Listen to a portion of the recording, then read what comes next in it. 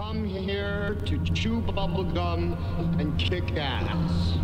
And I'm all out of bubble.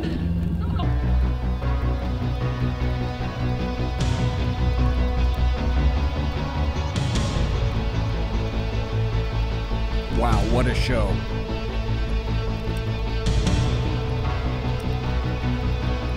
Already, welcome to Mary, welcome to Andy Wood and 2 viewers.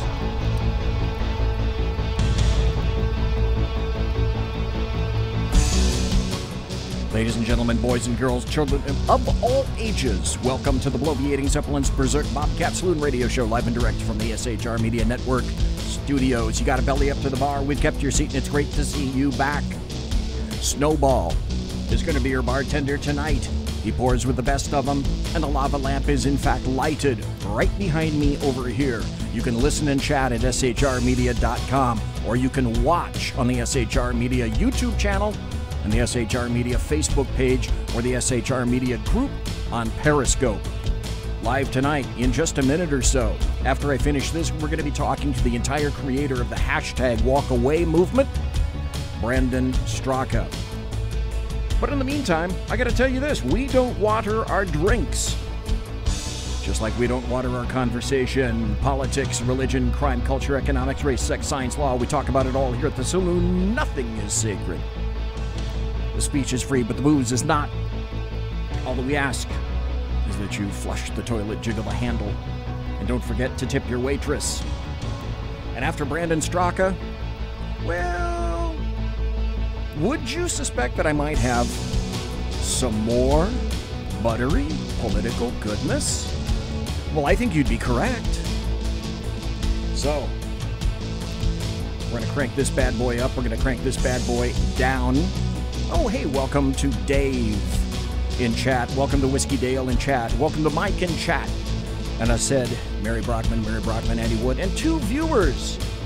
So tell you what, let's call up Brandon Straka, shall we? And let's see what he's got to say.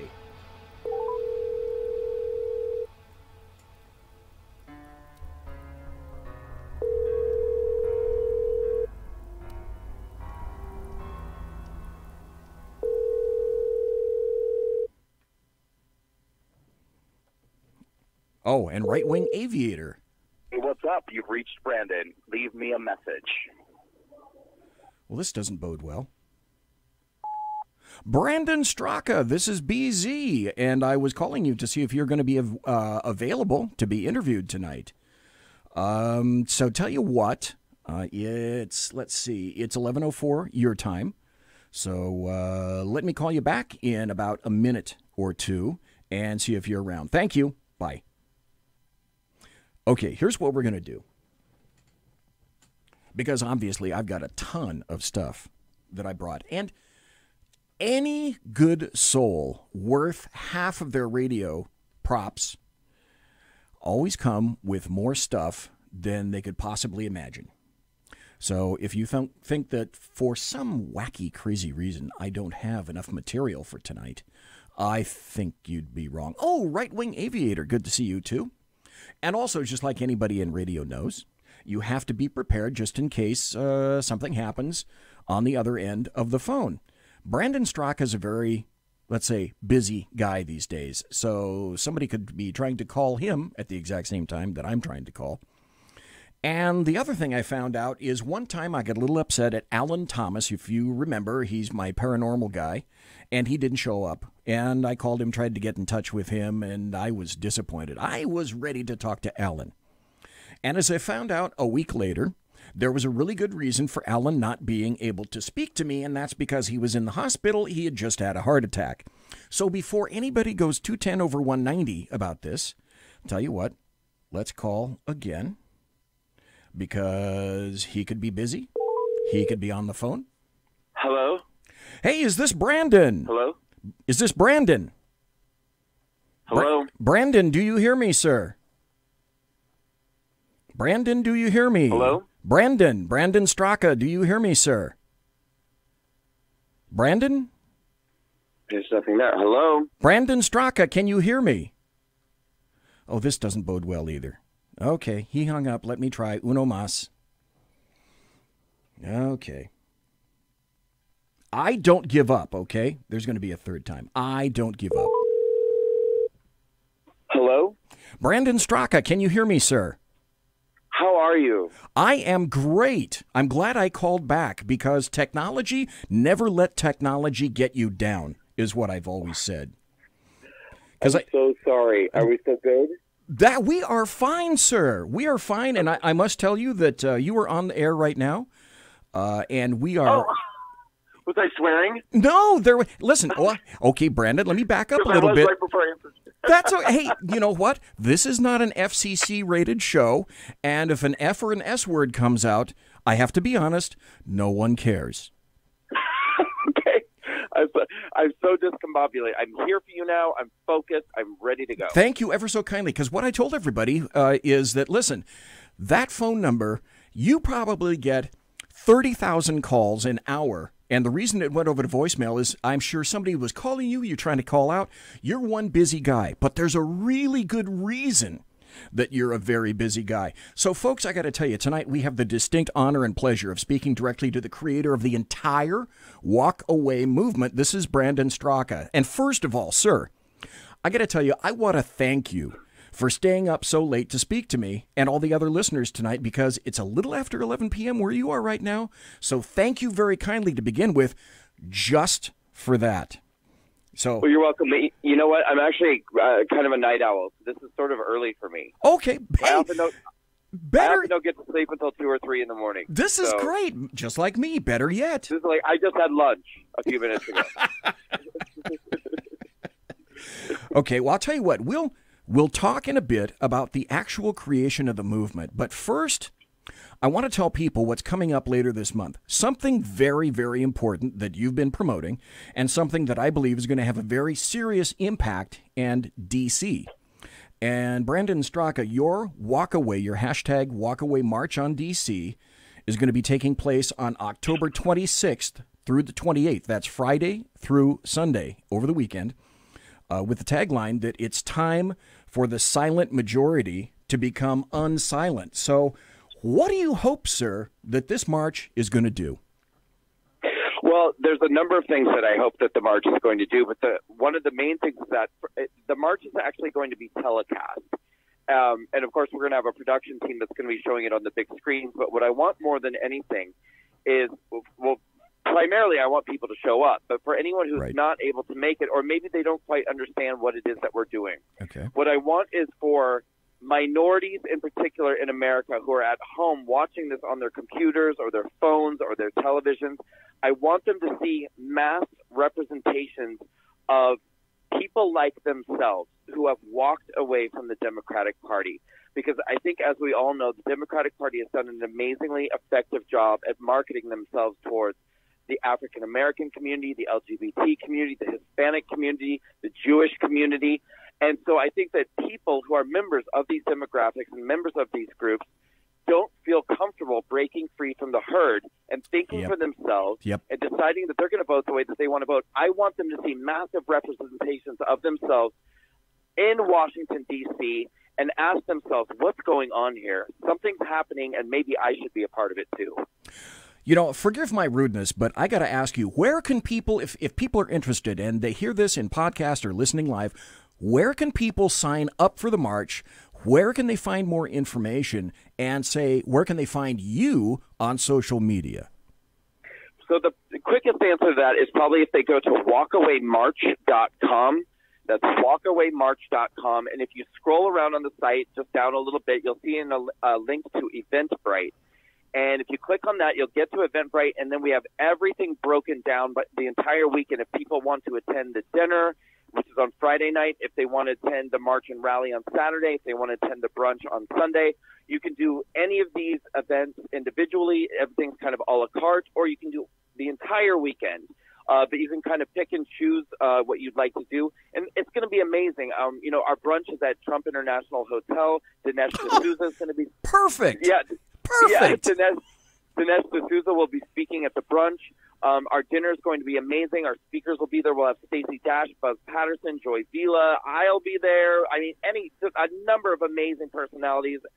there. You can rub elbows at the dinner. It's a 3-course dinner followed by dancing, and it's just going to be an amazing, energized weekend. You know, I've noticed, obviously, just like you said, your movement isn't aimed at one segment or strata of Americans. It's aimed at everybody.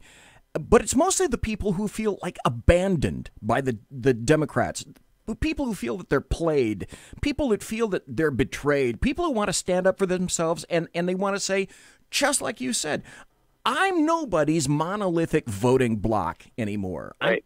I'm tired of being used like some kind of a convenient tool by the Democrat Party and being manipulated by the Democrats and then cast aside.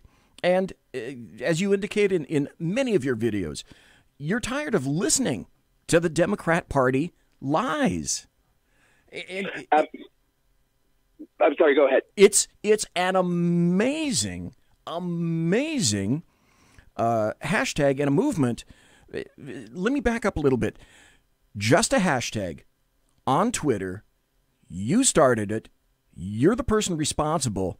Did you ever see this thing exploding, absolutely exploding like it has now? Well, I think we've officially reached the point where it maybe has surpassed my expectations or my wildest imagination, my wildest dreams. Because I'm the kind of person, I dream really big. When I do anything, I'm like, I'm gonna shoot for the moon. But no, I think I can officially say at this point, I didn't really. I mean, let me tell you what happened today. Today, okay. I got an email from Donald Trump Jr.'s people, Wow. and they told me Donald Trump Jr. loves Walkaway. He loves your movement. He's really sad that he can't come to the dinner. He actually wanted to come to the dinner, but he has a family obligation. What he's going to do instead is shoot a couple of videos, one of them being a promotional video encouraging people to come to the event that you can put out on social media. So I can assure you, I did not 4 months ago think that this would be happening today. No, I did not. That's why this is, Brandon, that's why this is so brilliant. Now, I know you've been saying that you really focused in on the issue when Trump was running for president and the way in which the media treated him. And that appears to be what really got your attention. So maybe the more pointed question, Brandon Straka, is this. Was there some kind of a singular predicating of incident or an event that made you go personally like 210 over 190 at the Democrats? Or did you finally realize after a period of time, you know what? This has been building in me for quite some time, and now I recognize it. I realize it. No, it was actually both of those things combined. So, I mean, for years I'd been feeling just disenchanted with the ideology of liberalism. You know, I mean, because I'm a gay man, and so I always sort of found myself in liberal company. I moved to a very liberal city, New York City. I've always been surrounded by liberals, and I really used to love liberals a lot, you know, and I used to feel like I was amongst people who were very tolerant and open-minded. But as time went on, these people became less tolerant, less open-minded, and I actually started to find the rhetoric that I was hearing to be more divisive, to be more oppressive, you know, and frankly, at certain points, you know, pointing towards almost blatantly racist or blatantly sexist. But it's, you know, the problem is that it's sort of in the reverse. You know, now everything's about it. They have issues with white people. They have issues with men. They have issues with straight white men. My God, if you're a straight white man, you might as well go find a cave to go live in. You know, but I mean, that's where it started. But then, you know, the actual incident that really opened my eyes happened after the election of Donald Trump, because I was a Hillary supporter. I voted for Hillary. I was devastated when she lost and when Trump won. And I was going on social media and ranting and raving about it. And, you know, I was really actually trying to find answers. Like, why would someone vote for this second coming of Hitler, this horrible man? You know, because every night I'm watching, and Rachel Maddow is just telling me that we have put the devil into the office. And I'm like, you know, Rachel Maddow doesn't lie. CNN doesn't lie. So, you know, I was trying to figure this out. And on this one particular day, I've told this story a lot, but it's what happened. I posted about, you know, I'll never understand how you people could vote for somebody who would mock a reporter's disability. And it was the first time that somebody reached out to me privately, and she said, look, I know you're really upset, and I'm not trying to, like, make things worse, but I just want to ask, have you seen this? and she sent me a link to a YouTube video that was entitled "Debunking the Trump Mocked the Disabled Reporter." Okay. Now, when I saw this, I was like instantly angry. I was snarkily angry because I kind of laughed, and my first thought was like, "Oh, I can't wait to watch this," and then write her back and tell her how stupid she is for falling for this like right-wing propaganda, and just be like, "You're so brainwashed, Diane." But I watched the video, and what it was a compilation of footage going back like 10 years of Donald Trump doing that exact same voice and that exact same gesture numerous times when he was imitating somebody who was caught in a lie, or somebody who was doing something shady, or doing something, they've been caught groveling because they're being dishonest. It was very clear he wasn't making fun of that man's disability. He was making fun of the fact that that man who happened to be disabled was caught in a lie. And I'm telling you, I mean, I feel like a fool now, but it's like, it was mind-blowing for me because it was the first time I really realized that the media was capable of creating a narrative, a completely false narrative, and just cherry-picking and isolating these moments and spinning them out of context to support this narrative that isn't true. And once I discovered that, then I just dug in and I started trying to find out more and more, like, how many other times did they lie to me? Okay, so you're Brandon Straka. You are leading perfectly into my next question. So to say that you've seen something in President Trump that resonates within you is, of course, complete heresy, and heresy addressed by the enforcers for I call them the Democrats. As an enforcer, somebody that goes against the grain like that, like you, requires complete and utter destruction. So let me guess. I'm sure you have stories to tell. My guess would be you've been threatened in the worst ways imaginable. My reckoning is that you've been threatened on social media in terrible ways. My guess is that you've been threatened personally and physically as well. Well, let me tell you something. This is why I didn't answer the phone the first time you called. I came in and said no caller, no caller ID. I'm sitting here with my friend. He's like, "Don't you answer that call." I'm glad you did. I was like, "Oh my God, they're probably right outside the apartment." Yeah, no, I mean, yeah, there's definitely been some really unpleasant moments, and I'm happy to get into that with you. But I mean, in the interest of total, honesty and fairness, I have to say, the nasty, negative, horrible reactions that I've gotten from a lot of people, including formerly close friends, doesn't even begin to compare to the love and support that I have gotten from people on the right. I mean, I have just been so kindly and warmly embraced, and it has touched my heart the way that I have been received by the people on the right in this country. And that's really where I like to keep my focus. I don't even like to think about the other stuff. Number one, thank you for telling me that. Number two, because I'd never spoken to you before, I was thinking, oh my gosh, he's going to tell me that the people that really ended up threatening him the worst were the Republicans or people who were conservatives. No. And to have you tell me that, I mean, if I had cockles in my heart right now, it would warm my cockles, wherever they may be. And that's great to hear. But on the other hand, Brandon Straka, doesn't that tell you an amazing amount of information about the norms of the left and the right these days? And they don't see, or I don't know, maybe they do. You'll tell me one way or the other. They don't see a gay guy. They see a guy that believes in certain conservative values, that walked one walk, and now he himself, for a myriad of reasons, has created this massive, massive movement. And right. The things that you've done, they're absolutely astounding. They're astounding. Thank you. You know, what I think is so interesting is that you're right. They don't really see that. But conversely, those on the left, that's all they see. You know, I mean, it's like that's all I hear is that, like, I'm a traitor to, or that I'm self-loathing. I'm a self-loathing gay man. That, and I think what's so sort of, I don't even know the word, disappointing perhaps, is that everything that I'm doing right now, I'm actually doing with the motivation to empower minorities on the left, including, I make no bones about the fact that I'm gay. I'm openly gay. I'm proudly gay. I'm always going to be gay. I'll die gay. You know, nothing's going to change. But it's like one of the major motivations I had for even creating this campaign in the first place was once I discovered how dishonest the media was, and once I discovered, you know, this thing about them creating these false narratives and just blatantly lying to the American people, I discovered the ways in which they use fear to manipulate minority communities, particularly the gay community. They will tell blatant lies to the gay community to terrify gay people, to get them to do what they want them to do and vote the way they want them to vote.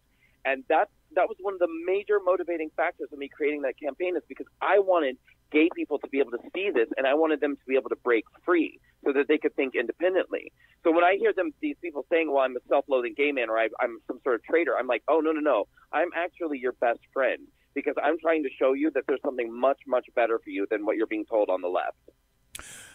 Here's why, and I'm not trying to blow smoke or anything like that, but here's why I think what you did and what you created is abso-fucking-lutely brilliant. It's because this is a testimonial campaign, and you took it a certain way, and then you turned it over to everybody, and then I did an entire show of 2 hours last Tuesday about the Walk Away campaign, and I played video after video, audio cut after audio cut of people in their own way saying, this is why I'm leaving. This is why I'm leaving the Democrats. This is why they don't represent me anymore. And I got to tell you, Brandon Straka, if I don't know what you think your biggest positive point is, but from me to you, I think that was a brilliant move on your part for the hashtag walkaway movement.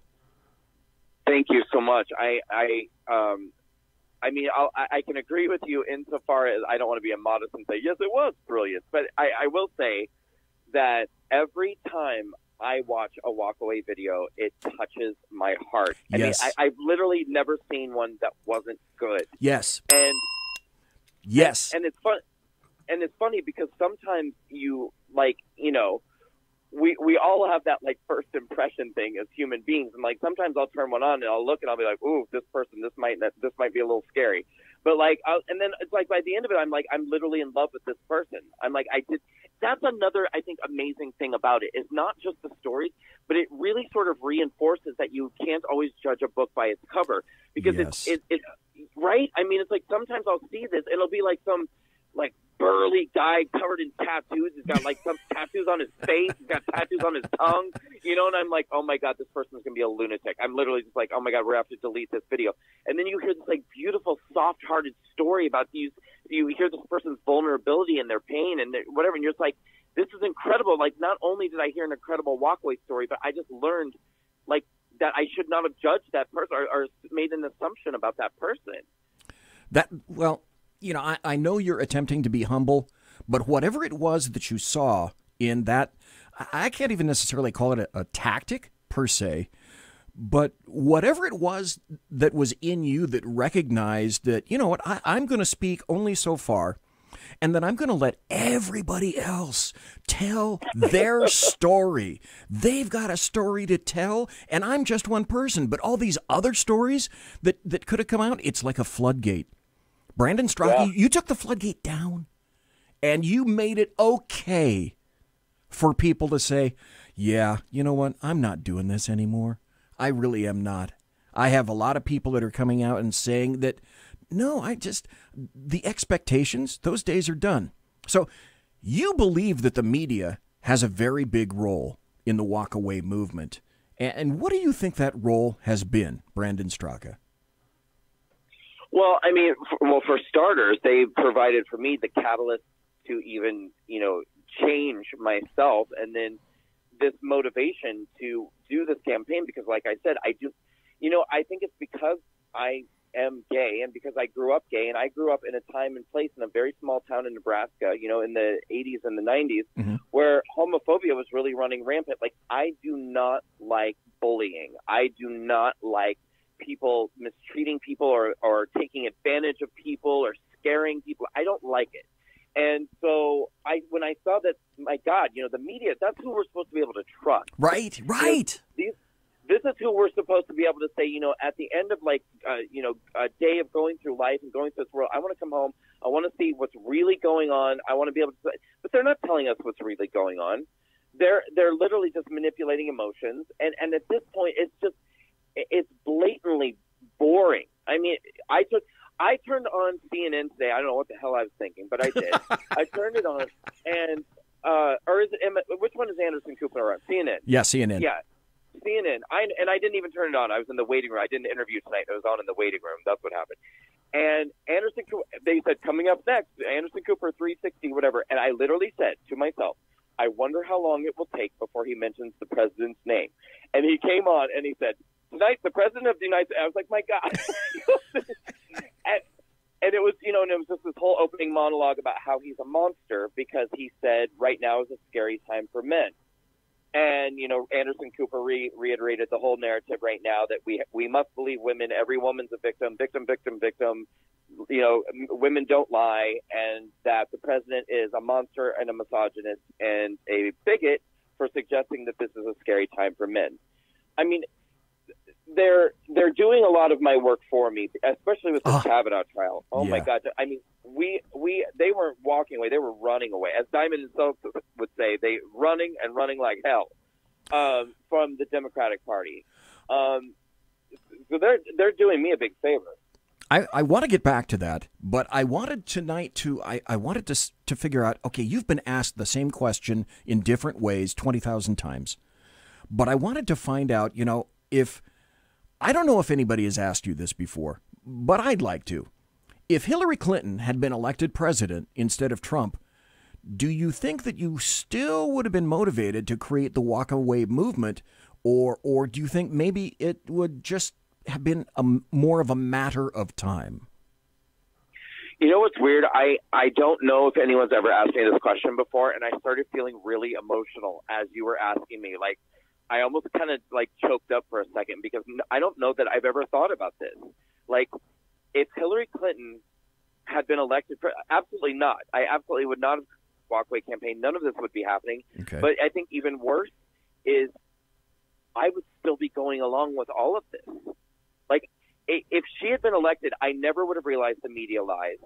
I never would have realized the deceptions of the Democratic Party. Oh, boy. I would have just thought that, that goodness had won and that we had defeated a bigot, and I would have, I think, continued down this path of thinking that it was my obligation as a progressive to stomp out the voices of middle America who don't deserve to be heard. Okay. And, yeah. Here's why, just with that right there, here's why I know you're the genuine article. Because there are two things that I value when I talk to people: honesty and clarity. And you could have come up with some kind of, I don't know. But when you said that, and it gave you pause, and then you give the answer, that's honest. That's clear. That's truthful. So I know you're the genuine article. You're the real thing.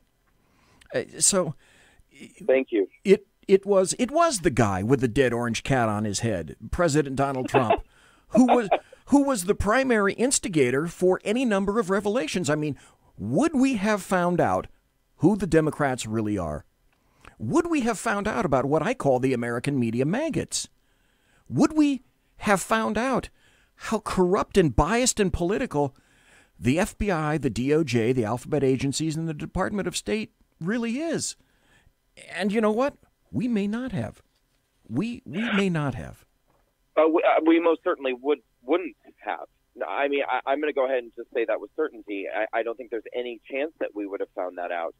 But I think what's really, I mean, I don't know if we'll ever be able to really fully appreciate and measure the changes that are happening to us as a society as a result of this man being in office. Because I really think, yes. I think it's a short matter of time before the mainstream media is going to just completely get shut down, because I think people are starting to realize more and more now too the value of independent journalism. I mean, we have the most incredible people in this country. No one knows who they are yet. I mean, but these people who dedicate their lives to actually doing research and putting forward the stories that the news doesn't tell. Yes. And right now they exist on the internet, or some of them exist on Twitter, some of them exist on the I don't know what this means, but the 4chan, whatever. But people talk to me about this all the time. But and this is all kind of coming to light too, because now that people are starting to see how corrupt the media is, how dishonest the media is, I think that there's a newfound appreciation for independent journalism, and even these internet news outlets that actually have a dedication to the truth and telling us the stories that the mainstream media has decided we don't need to hear. That's part and parcel, Brandon Straka, of what's going on any number of levels right now. DC is pissed off because you found their game. The American media maggots are pissed off because all sorts of people have found their game. Populist media is spreading. There are citizen journalists coming to fruition all across the United States of America. I don't know how much time you have left, and I'm not going to go to a break because I think it's way more important that I talk to you. But I can sit with you for a while. Okay, great. Thank you very much. I appreciate it, sir. Of course. I've said for some time, and I'd be curious about your thoughts and input, that what has been revealed bit by bit is evidence of, I can only lead to a sort of a soft coup against a presidential nominee, a president-elect, and a sitting president, because of all the things that we're finding, the tip of the iceberg, etc., that the corruption runs deep. And so am I way off base on that? No. Let's just come out with it. Are you asking me, is there a deep state? Well, yes. Well, that's another. Oh, my God, Brandon Straka. That's another thing that, you've heard of that term, and it has, conspiracy theories and tin hat guys walking around. Well, they just went out of their way to prove that that's true. Am I on the right track, or am I a tinfoil hat wearer? I don't think you're a tinfoil hat wearer. I mean, I think I was having a conversation today with a woman who's come into my life since I started the Walkway campaign. Her name is Maria, and I consider her to be almost a mentor and a guide to this wacky new world and wacky new life that I find myself in. And she is one of these independent journalists that I was just talking about. She's brilliant. She knows everything that's going on. And she said to me today, now this is her talking, but I have a tendency to agree with her, at least to a degree. She said these Kavanaugh hearings and the fact that the Republicans relented at the end and said, let's go ahead and do the FBI investigation or not. She said, to me, that is proof that the deep state is even more insidious and has a stronger hold than we even realized. Now, she was feeling really down today because I think that, this Kavanaugh thing has gotten a lot of people frustrated beyond the point, but right. But she did say, she said, I don't even know if Donald Trump at this point is strong enough to fight the deep state. But, there's definitely something more going on than just what we see. It's not just what appears at the surface. There's absolutely more than what meets the eye. Okay, Brandon Straka, you have been witness, just like you just now mentioned, to the Kavanaugh hearings and what I call the kabuki theater antics of the Democrats. So the question for you is, though, how do you think this plays in the long run, particularly with the November 6th midterms, a little over a month away, and also with what I consider to be the perfect timing of your march on D.C., October 26th, 27th, and 28th. All of this wacky material, does it help the Democrats or does it hurt the Democrats? Well, I can tell you with certainty that it helps me, and it does not help the Democrats. I mean, we saw a pretty massive influx of new walkaways into our group. Well, and so I heard you say Twitter earlier, which is, that's where people are kind of tweeting out and using the hashtag and putting their posts and their tweets out. But right, the genesis of it was really on Facebook. The Walkway campaign really began as a group on Facebook, which is where people can upload their video testimonials and their written testimonials. But I know for a fact this is true because this week we got thousands of new members, and they were putting their testimonials up, and they're saying, either in their videos or writing down, this was the last straw for me. Some of them, and some of them are old. I mean, some of them are people, in their 70s, and they're like, I have been a Democrat my entire life, and this week I walked away because what has just they said, I can't take it anymore. I've had enough. And and we're a grassroots organization. In this Walkway March on Washington, we're trying to raise $500,000 for the Walkway March on Washington weekend. So we're doing this through GoFundMe. We're doing it through PayPal. We've seen a pretty significant spike in our donations too, which is, we're so grateful for that because we're really only about halfway to our goal. If anyone goes to walkwaymarch.com and clicks on fundraising, you can find the link there. If anyone would like to be a contributor, we would greatly appreciate it. Okay, but we've definitely seen. You beat me to that one. I was just going to ask you, walkwaymarch.com, if people want to donate. That's where they go, walkwaymarch.com. And then click on fundraising when they get there, and there's a couple different options for them. But of course, the best way to contribute funds is to buy a ticket to the dinner. Buy a ticket to the brunch. Come, because we want bodies there. We want to see people. It's not just about the financial contribution. We actually want to have that camaraderie and the fellowship, and just have like a very, very massive demonstration and bring people together. But yeah, we're absolutely seeing people all fired up after these Kavanaugh hearings, and people who have spent their entire life pledging their allegiance to the Democratic Party, they're done. Okay, so Brandon Straka, you are clearly hoping to influence the midterms so that more people leave the Democrat Party and vote Republican. So it's all about the vote, is it not, on November 6th? I have no idea what you're talking about. The timing of my march was purely coincidental. I don't have any idea what you're implying. Okay, all right, moving right along. Let's look at... I'm just kidding. No. No, we can't move along because I have to say, it is absolutely crucial for anybody listening to this right now that we must vote red on November 6th. And listen, it doesn't even matter. You don't have to love Republicans. You don't have to be a Republican yourself. And there are a lot of people in the Walkaway campaign who've walked away from the Democratic Party, and they're saying, well, I can't be a Democrat anymore, but I'm sure as hell not ready to be a Republican or call myself a Republican. And there are those who consider themselves independents and libertarians. Doesn't matter. This November 6th, everyone must go in the voting booth, and you must vote red, because a non-vote is a vote for a Democrat, and a vote for a Democrat is a vote against the direction where our country is headed right now. And we are headed in an amazing direction. We actually have a president who's doing a really, really great job. And, if you go in there and you sabotage that, all you're going to be doing is putting a vote in for impeachment, a vote in for a party that cares more about people who don't live in this country than people who do, and a vote for socialist and communist policies. Oh, you just hit... It's like, okay, Brandon Straka, get out of my head. There's only room enough in here for one of us. There's no room for two of us. But you just hit on another point that is critical, that I think is... It's like the blinders and the curtains are being taken away, and folks can see, I believe folks can really see, that because you are all traitors, you are all betrayers to the very end. You folks, you're nothing. We're losing you as a monolithic block. Who do we have left? Oh, that's right.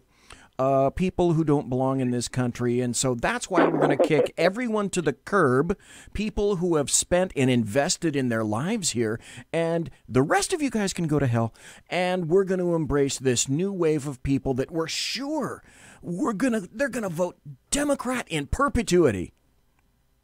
Yeah, absolutely right. And there's one more. You left out one demographic. Okay. So their number one pet project right now is illegal immigrants, but their number two pet project is teenagers. So don't forget about that. Okay. Yeah, this is their absolute favorite pet project now, is to approach children and start preaching to them about how we need to get rid of the Second Amendment, about how free speech is terrible if the person speaking has a conservative point of view, and that these opinions should not be allowed to be spoken in public, that there's only one acceptable point of view. And they're telling these kids who, by the way, it's not a coincidence. You go to a bunch of kids, they have no money. And I mean, socialism sounds great when you have no money. Right. You know, so, I mean, that's why they're doing this. But yeah, you're right. I mean, and what's so tragic about it, I mean, many things that are tragic about it, is that these policies that they're pushing for now, actually, the people who are harmed the most by them are their former pet projects, which are low-income black people, low-income Hispanic people. These are all the groups that will be harmed the most by illegal immigration, you know, open border policies, and socialist policies. Well, no, rich people will be harmed the most. I take that back. It's the rich people who will be harmed the most by socialist policies. But the illegal immigrant, you know, the open borders, the push for that, the push for sanctuary cities, these are the policies that, you know, really affect the livelihoods and the jobs of low-income racial minorities. Anyway, who they claim to care about. Yeah. But look at you now. You've abandoned them and kicked them to the curb. And, well, actually, they have no use for you whatsoever anymore. But gosh, wasn't that sort of their gig all along? It would seem to be. I got to ask you this, too. Let's look to the future for a moment. Mm-hmm. What do you think is in store for the walkaway movement after your march on D.C.? Well, immediately after November 6th, I'm going to tell you, I'm going on vacation. That's all I can tell you. I haven't figured out where. I may even just lock my door to my apartment and just like not answer my phone for a week. But one way or another, I'm going to sleep for like a week. And then after that, what's going to happen is we have plans at this point to one thing that's sort of organically happened, of course, is all these testimonials have popped up. And so we've discovered these incredible, dynamic, heartfelt, touching stories from real people telling their testimonials. I want to assemble a team of walkaway speakers and get them out in college campuses, get them out into high schools, cut the Democrats off at the pass and these educational institutions where they're going and telling kids, hey, come with us. We've got all the good ideas. Well, I want to send walkaways into schools and into universities and talk to these kids and say, look, I used to think like you did. I know why you believe what you believe and why you feel. Now let me tell you all the things that's wrong with that and why you need to be looking at this from a different perspective. That's one thing I want to do is get a team of walkaway speakers out on the road. I also want to start developing really outstanding video content, much like Craig or you does. But I really want to put a focus on debunking media myths and telling the truth. Basically, I want to create videos that are about red pilling people. You know that term, right? Red pilling? Mm-hmm. Yes. To take a red pill. So for your audience, if anyone doesn't know, to take a red pill is essentially when you're somebody who is liberal, you're a Democrat, you take a red pill, and that means you've had your eyes open to the truth about the Democratic Party, liberalism, and that you start to see maybe the conservative point of view in a different light. I want to create videos that help sort of show the conservative point of view in a way that's very eye-opening to people on the left, because I think one benefit of having me in this position is that I still speak fluent liberal. You know, that's a skill that I will always have. I know how to communicate with these people because I know how they think. You know, and so I think liberal would be a little bit more receptive to hearing what I have to say than they might be to hearing someone like Ben Shapiro. As brilliant as Ben Shapiro is, or as brilliant as Ann Coulter is, these figures, I think, are very off-putting to liberals. They don't even want to hear what they have to say, let alone consider it. And so I want to get video content out there. I want to get speakers out there, and I want to create a website that has a really amazing news department. I want to create a walkaway newsroom and find some really great, like I've said, these independent journalists. You know, I want us to be kind of a source that people can depend on for accurate, truthful information with a red-pilling twist to it. Damn, mister, you have got some sterling ideas coming up. Thank you. I also have to be honest and clear. I'm a child of the 60s. I lived in San Francisco for a time. I was a massive leftist all through college. And I saw the Haight-Ashbury. I saw Berkeley. What the thing that absolutely irritates me, drives me 210 over 190, is to see a former, the left and liberals who at one time embraced free speech, now shutting down free speech. That goes against every fiber of my being. That's just wrong. And by the way, you don't know this, obviously. I used to be a Republican. First I was a Democrat, then I was a Republican. Now I'm a registered independent. But I'm always going to be a conservative because life, probably kind of like you, smacked me up the side of the head. Mm-hmm. Yeah, it's interesting that I talk about this a lot, what you were just saying about, liberals now being the ones who are kind of shutting down free speech. Yeah. I was a liberal, as I considered myself a liberal when I was in high school, and that was in the 90s.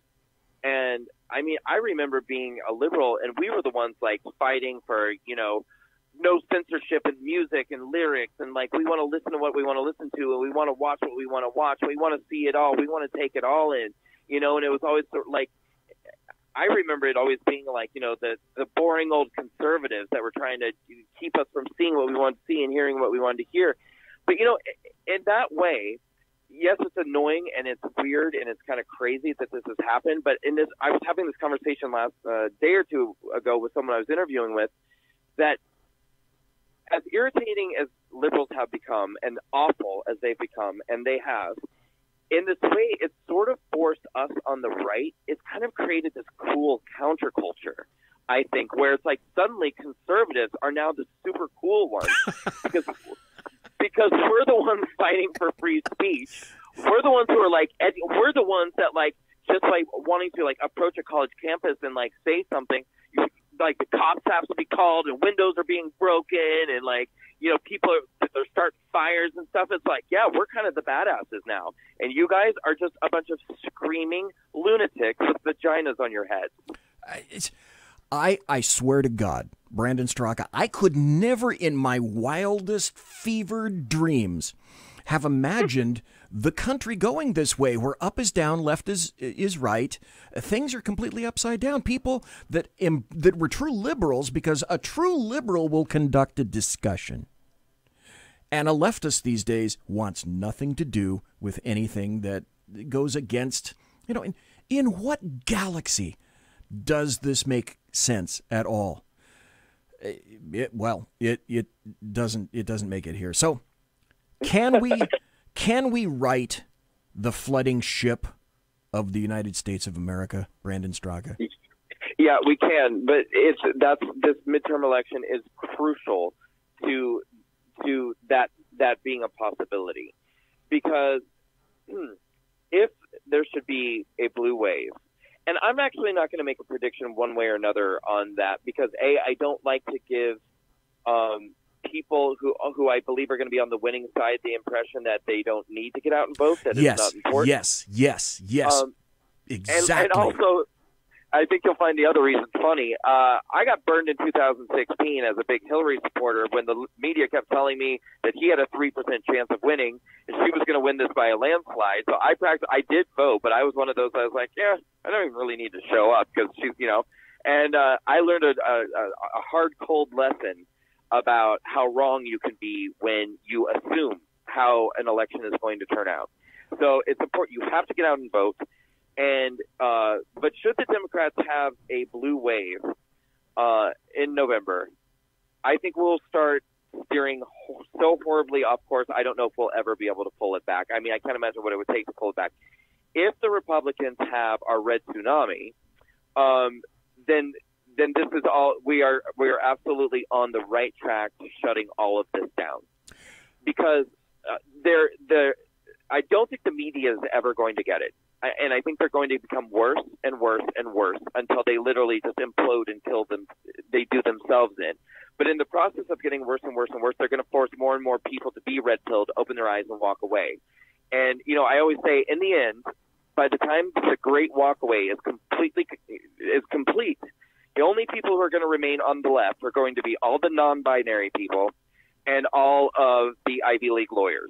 Those are going to be the only people still left on the left, because it's going to be like just the absolute friend, you know, the people with safety pins in their eyelids and their gendered, queer, non-binary, whatever the hell that is.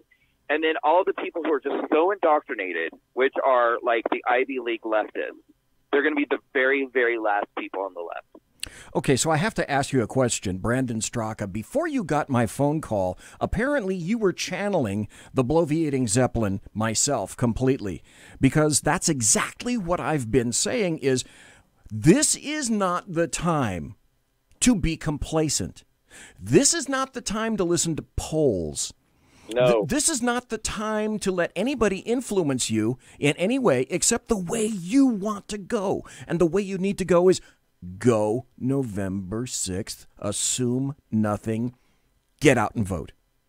Get out and vote. Get out and vote. Get out and vote. I do have to say, I'm not going to make a prediction as to how things are going to go, but I am going to tell you that I truly believe in my heart that conservatives are very motivated to vote in November. I mean, I'm hearing it. People are very motivated to vote. I couldn't agree with you more, and I have no problem saying that you, sir, and I are literally multiple decades apart. But I've been waiting a long time for a clear-headed individual like you to stand up and figure out, you know what? Here's a way we can do it. And here's a way that it can work, and here's a way that we can get many, many more people involved in this. And one of the final questions is, because I've been thinking about this, what if Kavanaugh gets confirmed? And then what if the Republicans keep the House and keep the Senate? It's going to look a lot like November 9th, I think. But having said that,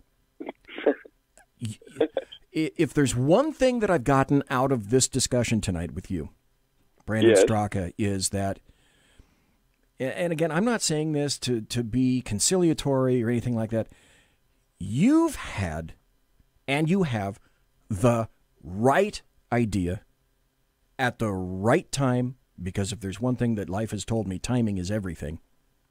Yeah. And this is the perfect time for you. This is the perfect time for folks to recognize and realize what it is that you represent.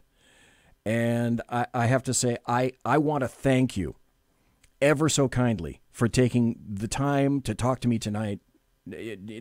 Your schedule must be absolutely manic.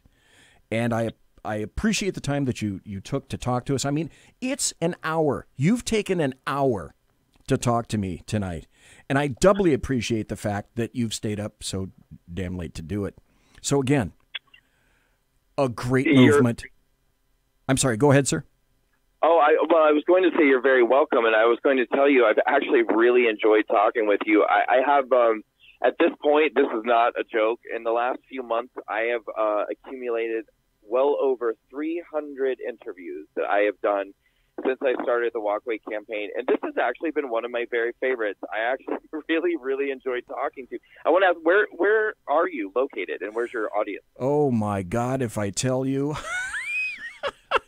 Our studio is located 2 miles from the locus of evil on the entire left coast. I'm 2 miles from the Bill Mill, the capital of California, Sacramento.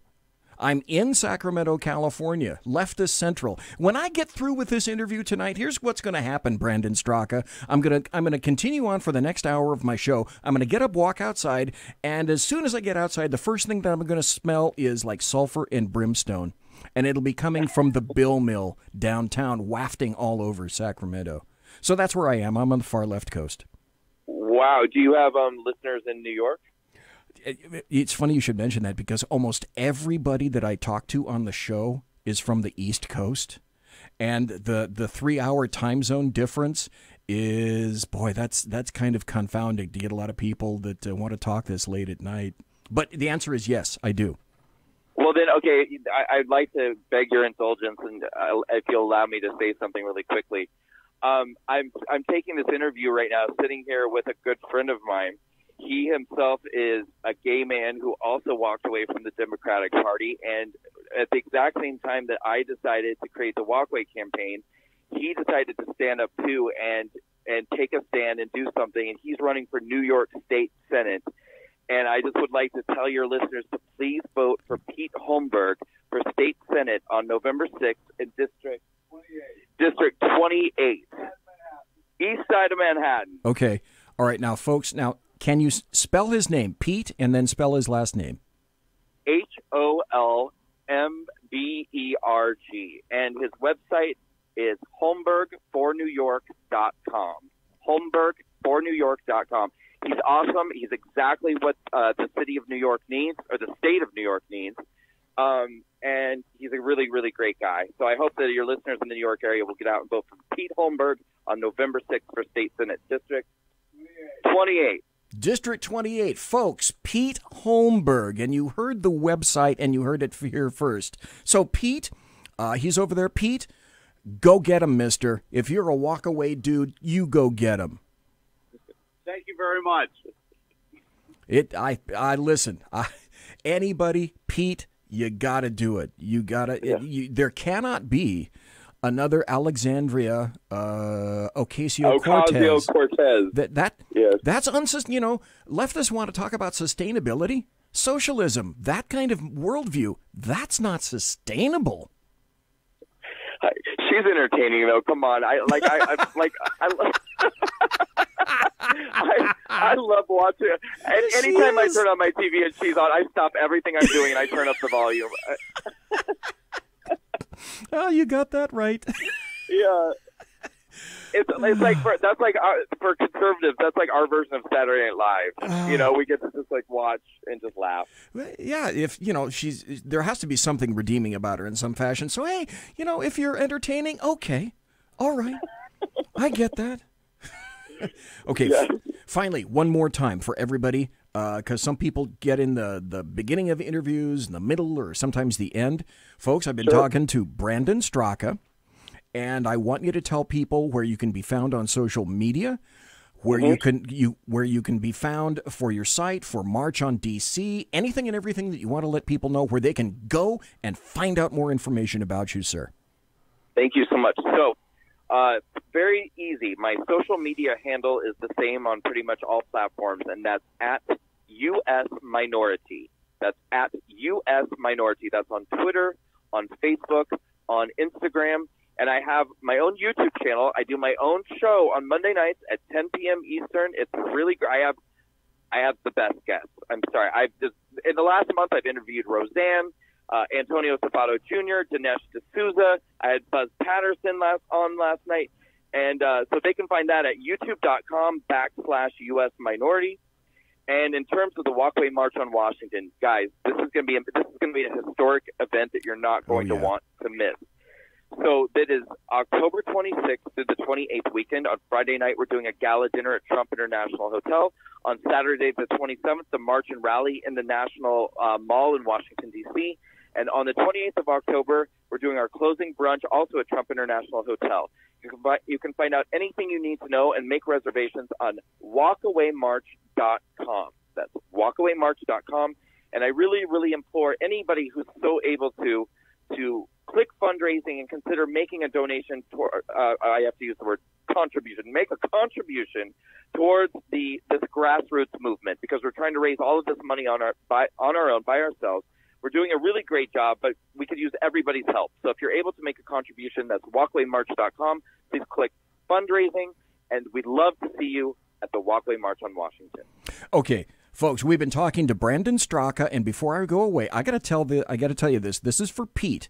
There are people in my chat room right now that are saying, "Hey, you know what I got to do? I got to go put the bug in Ken's ear for Holmberg." Now, Ken McClinton is a black conservative that's got a massive amount of black conservatives in the D.C. area, and they're going to start putting a bug in his ear for Pete. So I just want to tell you, that message is getting out. The message is getting out. I love it. So, Brandon Straka, thank you again, sir. I have had one of the best interview times in quite some time. Thank you very, very much. You go out there and you kick some ass, sir.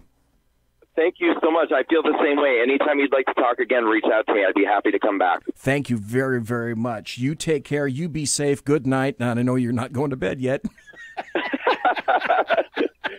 It's now just kind of twilight. Yeah. All righty. Thank you very much, Brandon Straka. Good night, sir. Have a great night. Take care. Thank you. Wow. Okay. I don't know what I can say about that, except maybe some of this. You're listening to the SHR Media Network. The new show on the SHR Media Network, Sackheads Against Tyranny. On shrmedia.com. Go there quick like a bunny, 11 p.m. Eastern, 8 p.m. Pacific, every Wednesday. Live and direct on the SHR Media Network. shrmedia.com. Be there. Human by race, Christian by faith, American by nationality, and conservative by choice. Reverend Ralph J. Chittum Sr. is the right guy on SHR Media from 8:05 to 9 p.m. Monday through Friday. And if on the rare occasion I am ever wrong, I will still always be right. The right guy on SHR Media. When dirty politicians, shadow governments, and deceptive Islam blind the world with fake stream media smoke, their only fear is one man with a cane. I'm Dave Milner. Join me through shrmedia.com, highplainstalkradio.com, and the Western Free Radio Network at Spreaker, YouTube, and iTunes for a different perspective weekly on the Unpleasant Blind Guy. And catch me on Jeff Mitchell's EDL Radio on blogtalkradio.com. There's no surrender ever. Because truth is not always pleasant. Hey, this is Michael Wright. And I'm Shannon Wright. Join us for The Right Way with Shannon and Mike, Monday through Thursday from 7 to 9 a.m. right here on SHR Media. Why are they joining us? For fun things like sports, politics. Oh, maybe some news and entertainment? And all kinds of other things. Money and recipes and events, all kinds of stuff. Yeah, so join us Monday through Thursday, 7 to 9 a.m. here on shrmedia.com. Hey, who's going to take Sean's chair? I'll run the buttons if you want. The what? The slider the thingies. Those what? Things.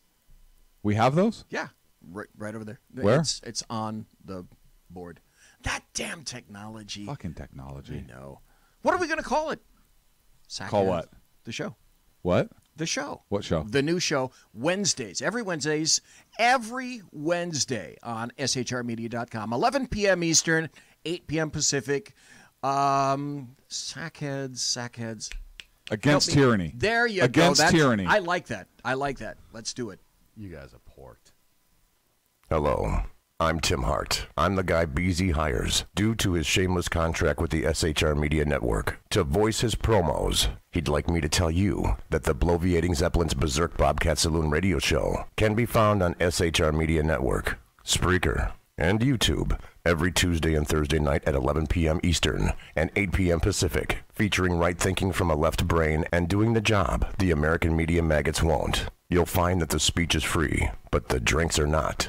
There, in the saloon, just when safety pin manufacturers are running out of metal for the diapers of the leftists, BZ is sending his personal drones of freedom into the wheelhouses and ossicles of lovers of sovereignty and liberty nationally and globally. Broadcasting behind enemy lines in occupied California, BZ swears that no rights were harmed in the making of this promo. It's your business diva here, Melanie Collette. I am inviting you to a front row seat as I discuss some of the most intriguing details of wealth and finance with today's movers and shakers in the world of business. Listen in and discover financial truths on a global, domestic, and household scale. Uncover topics that will impact your wallet today and in the future. Money Talk with Melanie airs Monday through Friday, 5 p.m. East, 2 p.m. West, right here on SHR Media and High Plains Pundit Talk Radio. You can't afford to miss it. Conservative media done right. You're listening to the SHR Media Network. Ladies and gentlemen, boys and girls, children of all ages. Holy crap. That was one of the best, the most fun I've ever had on an interview. And I got to tell you why. You know, when people are popular and they're just, people want to talk to them all the time and they're hounded by the media, this is what I find amazing. Here's a guy who almost didn't take my call because my number's blocked. And then I call him back. You got to persevere. And then he turns out to, he gets engaged, I get engaged, he gets rolling, I get rolling. And I have this guy who tons of people want to talk to, and he's on my show for an hour. So I don't know if he's still listening. Probably not, because he's got so much stuff going on. But I got to tell you, thanks to Brandon Straka for taking so much time with me. And I'm glad that it was worth his time. Because, you know, if Alexandria Ocasio-Cortez can be entertaining, well, with luck, I can be entertaining too.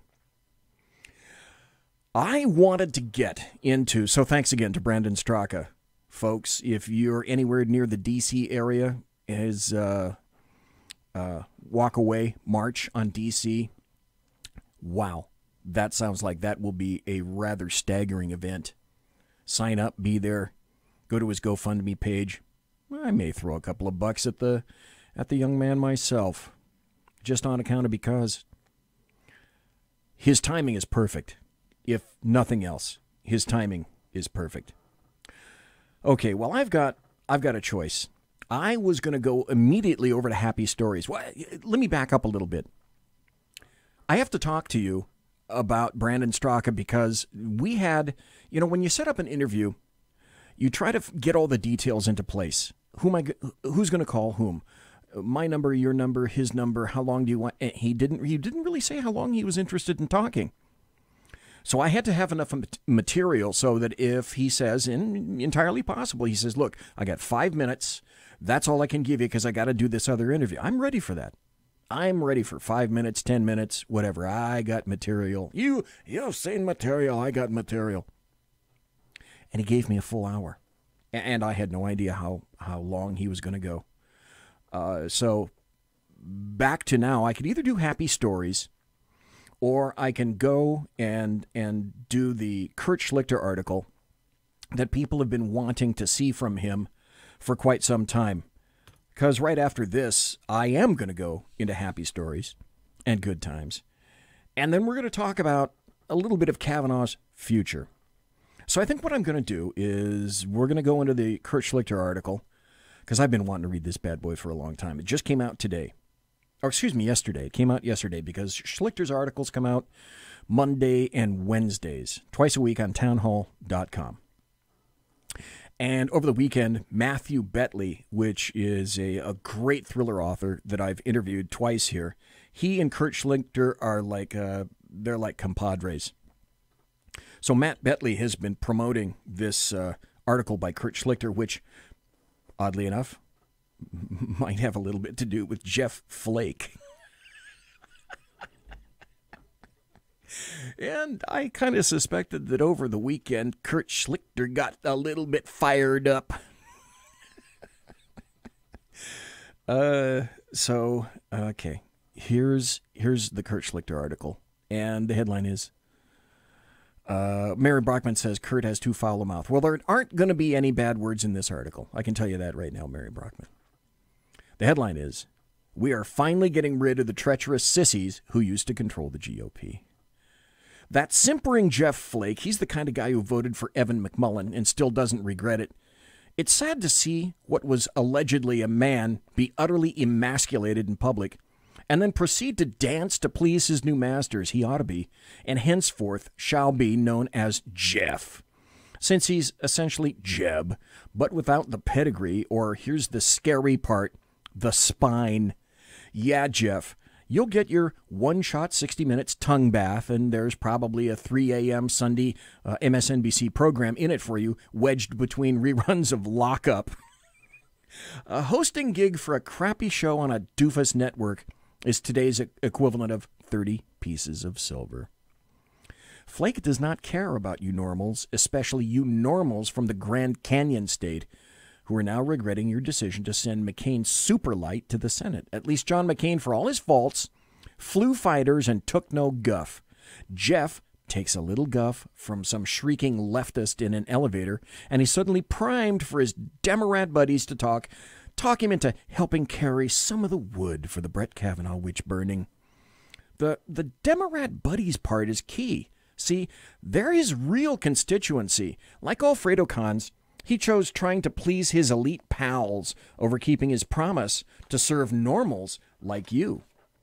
But of course, he's been doing that for a while, ever since he was so greatly disappointed in you for choosing Donald Trump and not Moby McMuffin or even Felonia Milhouse von Pantsuit. So it was no surprise that the Dems ID'd him as the weak link, swarmed and rolled him in a town like D.C. that's known for changing the soft and the feckless. Jeff was especially mushy and feck-free. His real concern was not enacting the conservatism he endlessly talks about, but conforming to the bizarre norms and taboos of the elite he aspires to, because if you do, if you prove yourself by slavish acceptance of their twisted, reality-defying fetishes, you'll be richly rewarded. You have to demonstrate your acceptance of the ridiculous concept that no woman can ever lie about sexual assault, despite your Duke lacrosse team and UVA scams. You have to demonstrate your acceptance of the ridiculous concept that the weather in a couple centuries is going to kill us off because you're too selfish not to ride a bike to work and want to drink out of a straw, even though the high priests of the weird climate cult are so unconcerned that they fly everywhere in private jets.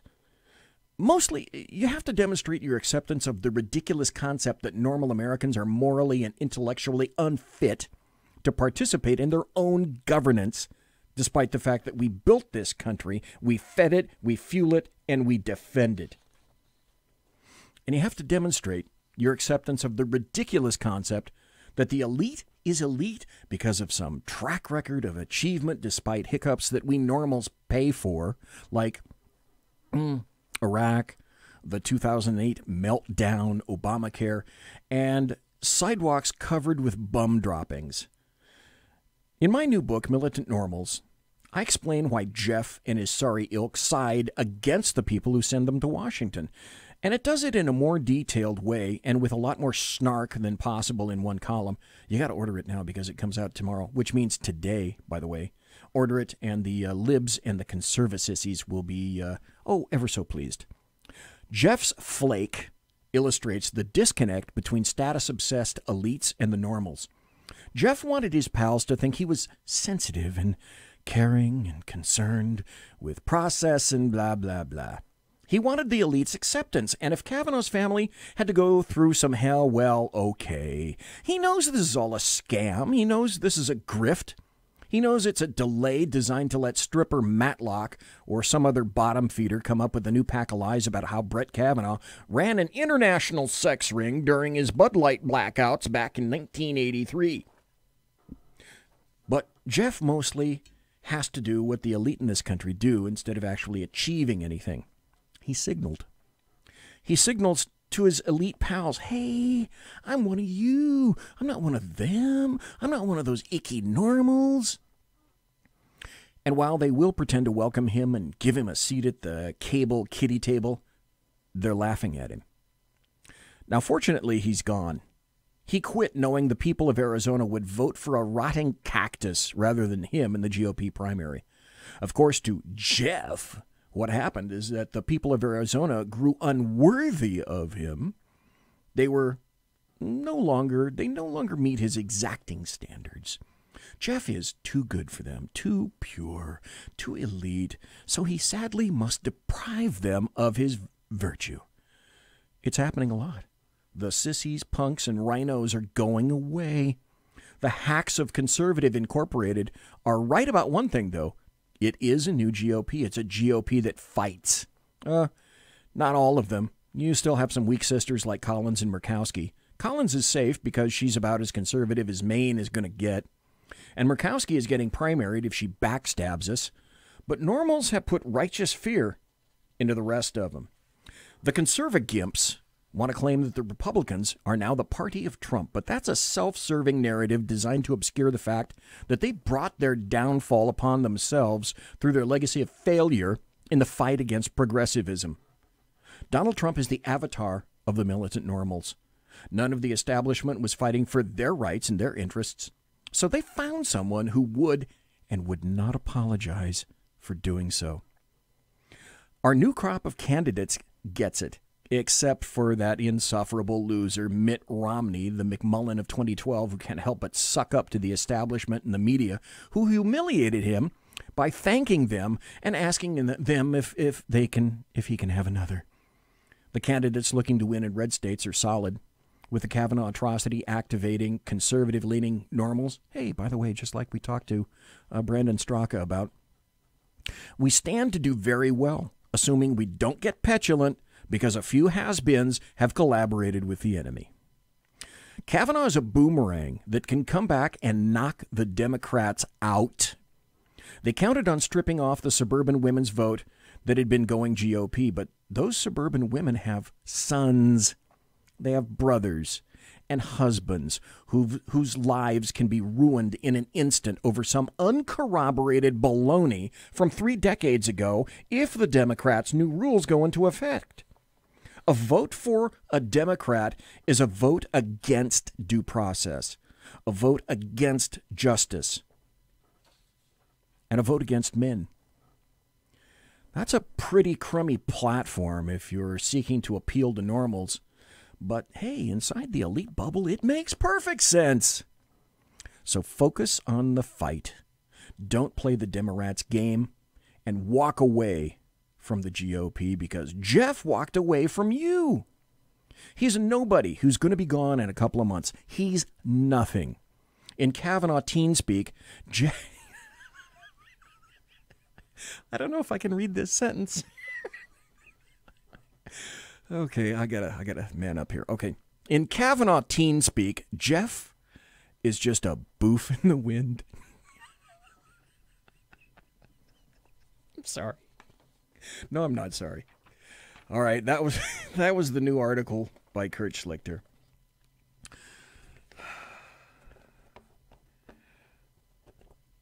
May we live in important time. May we live in challenging times. I think that was an ancient Chinese curse or something like that. But I did promise you one thing, and I have a lot of stories lined up, right? Because some of them are pretty wacky. So, with no further ado, why don't we... It's time for happy stories and good times. Well, here's our happy story. This is right off the bat. I may have spoken about this very briefly last week, but you need to hear all the information here. This is from the Washington Examiner, and the headline is this. Top Minnesota newspaper, you're going to love this, sues to unseal Keith Ellison divorce records. The Star Tribune, Minnesota's largest newspaper, has filed a lawsuit seeking to unseal the divorce records of Democrat Republican Keith Ellison.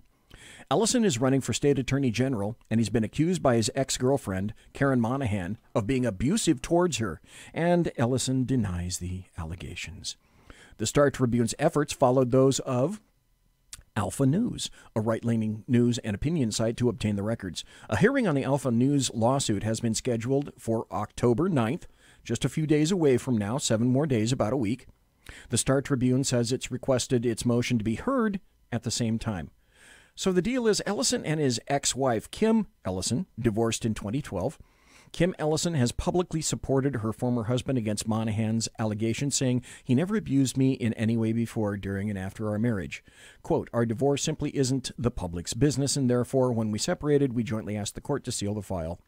Now, 1 month before a closely contested election for Minnesota Attorney General, a conservative group wants to probe our divorce. Well, why wouldn't they? He's about to become Attorney General. And that's an appointed position. Excuse me. That's not an elected position. So shouldn't he be going through the same scrutiny that pretty much everybody else is? Well, yeah. And like Dave Milner said, well, the guy is a Muslim. Okay. In and of itself, not immaterial. The only problem is that he associates with CARE and other organizations that are Muslim in nature that don't have the best interest of the United States of America at heart. Here's another great story. This is another happy story, and you had to dig to find this one. But of all places, I found this from thehill.com. Now, what did Brandon Straka and I basically say last hour? We said you got to get out. You cannot take anything for granted. So when I tell you this, we can't take this for granted either, but I still think it's a happy story. And it goes like this from thehill.com. Bob Corker predicts Kavanaugh will be confirmed and says that the Democrats have overplayed their hand. Senator Bob Corker, a Tennessee Republican who at times has been at odds with President Trump, told Hill TV today that he is confident Senate Republicans will have enough votes to confirm Supreme Court nominee Brett Kavanaugh by no later than Saturday. Stop. We're going to go on to another article after this one. Now, unless you've heard different, what the last I've heard is that on Friday, the Senate is going to take a vote. And Mitch McConnell has essentially said Friday is the day we're aiming at. Now, I've also heard conflicting information about the FBI investigation, and people on the left are saying that, oh no, there's the FBI investigation has expanded geometrically. Well, what did Brandon Straka say? Don't believe everything you hear, because the newest thing that I've heard is that the FBI report likely will be coming in sometime tomorrow. So as far as I'm concerned, hey, those are two happy stories. If you think that I'm going to stop there, you're wrong, because here's another happy story. And this one has a lot of what BZ calls schadenfreude. And schadenfreude consists of essentially sitting on the banks of the river and watching the body of your enemy float by. And this is from the Sacramento Bee, sacb.com, the massive leftist McClatchy newspaper that we have right here in Sacramento. And the headline, if for no other reason, this headline grabbed me by the glottis. So that's why I have to talk to you about this headline, because it says it all. Fresno man who stomped on police car dies after diving under moving train. Darwin Award, anybody? Any contenders? A man who died after diving under a moving freight train near Fresno City College on Sunday was identified by the Fresno County Sheriff's Department coroner as Adolfo Lopez, 23, of Fresno. Lopez was arrested last month for stomping on top of a Fresno police SUV, smashing in the roof and kicking out its windows in front of police headquarters in downtown Fresno. Fresno police said they found Lopez's body along the train tracks at Blackstone and McKinley Avenues just after 9 a.m. Sunday. He was pronounced dead at the scene. Train operators stopped the train after hitting Lopez, and they called police. Just one thing. Is this karma? Just asking. And the other thing is, unless you're interested in committing suicide, or you're completely not on this planet, how do you possibly get hit by a train? It's a little difficult. And here's the story. This has to go under happy stories and good times, but I'll tell you what, I did not see this one coming. This is from Fox News. Right in my backyard.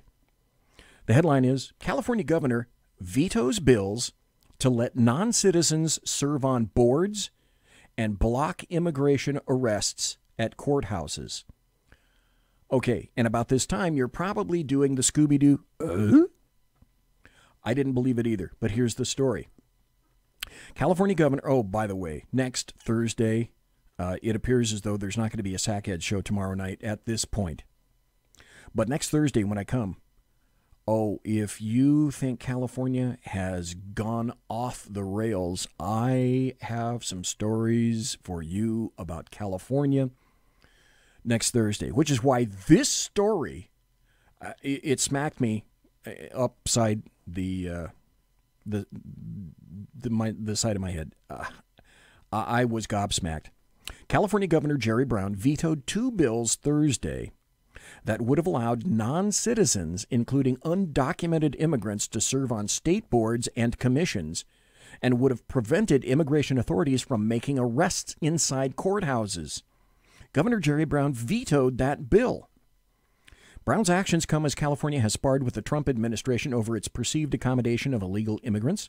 An estimated 2 million people reside in the state illegally, the Orange County Register reported. Governance belongs to a nation's citizens, said Mike Spence, a councilman in the Southern California city of West Covina. Even Jerry Brown understands citizenship has to mean nothing. Excuse me, has to mean something. Boy, that was Freudian. But hang on. That's just a little bitty teeny little spark from Governor Brown.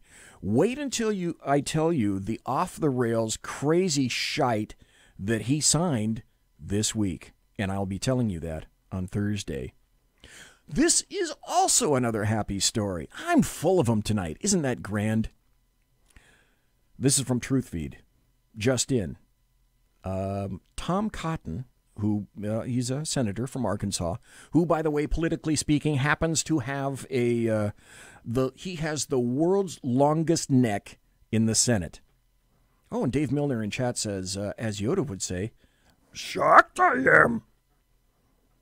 So you didn't think I could do Yoda, did you? Senator Tom Cotton just dropped a legal bomb on Ford's lawyers. Senator Tom Cotton has just announced he's turning over Dr. Ford's lawyers to the D.C. Bar Association to be investigated. The reasoning is because Dr. Ford said in testimony at the hearing that she was not aware that Senate investigators had advised they'd be happy to travel to California in order to meet with her. If it's true, her lawyers withheld this information from their client. Cotton, an Arkansas Republican, also said lawyers recommended to Christine Blasey Ford by Democrats will face a Washington, D.C. bar investigation for telling her that committee staffers would not travel to California to interview her about her alleged assault. They have betrayed her, Cotton said on CBS's Face the Nation. She's been victimized by Democrats on a search and destroy mission for Brett Kavanaugh. And just when you thought, oh, by the way, Mary Brockman's got to go. See you, Mary. Thanks for being here so late. And just when you thought things couldn't be, well, happy, here's another one. This is from BPR, BizPack Review, under Business and Politics. Grassley, the headline, Grassley files for criminal investigation against Kavanaugh accuser, potential 10 years in prison. One of Supreme Court nominee Brett Kavanaugh's accusers has already been found to be a liar and now faces potential criminal prosecution and a potential 10-year prison sentence thanks to actions taken Saturday by Senate Committee Judiciary Chairman Chuck Grassley. Last Monday, an unnamed male accuser contacted Democrat Senator Sheldon Whitehouse to accuse Kavanaugh and his friend Mark Judge of having sexually assaulted a, quote, close acquaintance 33 years ago on a boat in Newport, Rhode Island. If you heard that reference from Judge Kavanaugh, that's what it's in reference to. So instead of performing any due diligence, however, Senator Whitehouse promptly forwarded the allegations to his fellow members on the Senate Judiciary Committee, who subsequently broached the allegations with Kavanaugh during a phone call on Tuesday. The quote is, the event took place on a 36-foot maroon and white 12 boat in the harbor at Newport, Rhode Island, after the three had met at a local bar. And according to the anonymous complaint, when he learned of the assault at approximately 5 a.m. the same morning, he and another individual went to the harbor, located the boat the victim had described, and physically confronted the two men, leaving them with significant injuries. The unnamed accuser then buried the issue for 33 years, up until the moment he saw Kavanaugh on television and recognized him as the man who allegedly raped his close acquaintance. And so that's interesting. In response, Chuck Grassley filed a letter with Attorney General Jeff Sessions and FBI Director Christopher Wray requesting a criminal investigation be launched into the false accuser. Let's see. I think, didn't the Chinese say, "May you live in interesting times"? I think that's what it was. Conservative media done right. You're listening to the SHR Media Network. Hey, it's Sean from the Sackheads Radio Show, also one of the owners here at the SHR Media Network. Are you opinionated? Have you ever wanted to do your own show? Have you ever heard somebody like the Sackheads and go, yeah, I could probably do that better? Well, now's your chance. Send me a 5-minute clip at sackheadsradio@gmail.com, and maybe you can be part of the SHR broadcasting team. sackheadsradio@gmail.com.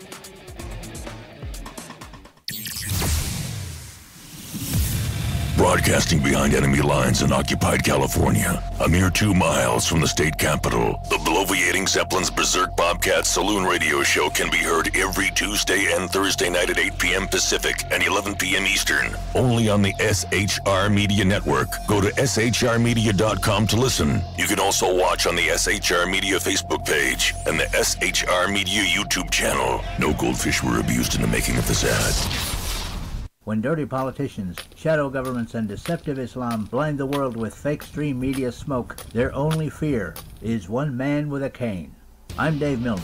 Join me through shrmedia.com, highplainstalkradio.com, and the Western Free Radio Network at Spreaker, YouTube, and iTunes for a different perspective weekly on the Unpleasant Blind Guy. And catch me on Jeff Mitchell's EDL Radio on blogtalkradio.com. There's no surrender ever. Because truth is not always pleasant. Hey guys, it's Sackhead Clint. I'm excited to tell you about a brand new show here on the SHR Media Network. I'm teaming up with the one and only all-powerful, the Bloviating Zeppelin, sitting here to my left, bringing to you a fresh new show here on the network. It's Against Tyranny. And we'll be picking up where the Sackheads left off. Excited to be with you, sir. Sackheads Against Tyranny. We're going to chat. We're going to chat Wednesday nights. SHAT. Sackheads Against Tyranny. Wednesday night, 11 p.m. Oh, it's the same time, right? 11 p.m. Eastern, 8 p.m. Pacific. Same SAC time, same SAC channel. Yep. SHRmedia.com. See what I did there? It's your business diva here, Melanie Collette. I am inviting you to a front row seat as I discuss some of the most intriguing details of wealth and finance with today's movers and shakers in the world of business. Listen in and discover financial truths on a global, domestic, and household scale. Uncover topics that will impact your wallet today and in the future. Money Talk with Melanie airs Monday through Friday, 5 p.m. East, 2 p.m. West, right here on SHR Media and High Plains Pundit Talk Radio. You can't afford to miss it. Human by race, Christian by faith, American by nationality, and conservative by choice. Reverend Ralph J. Chittum Sr. is the right guy on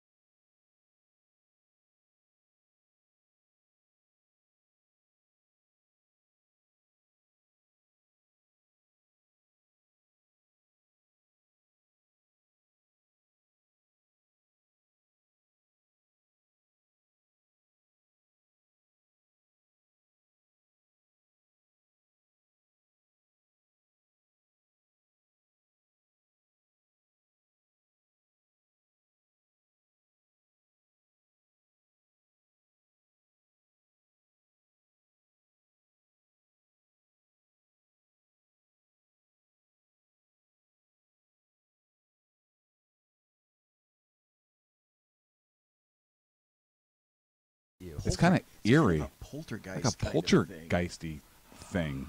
Yeah, Sackheads Against Tyranny. You're listening to the SHR Media Network. Snappy intro, snappy intro, snappy intro, snappy intro to the last segment of this show.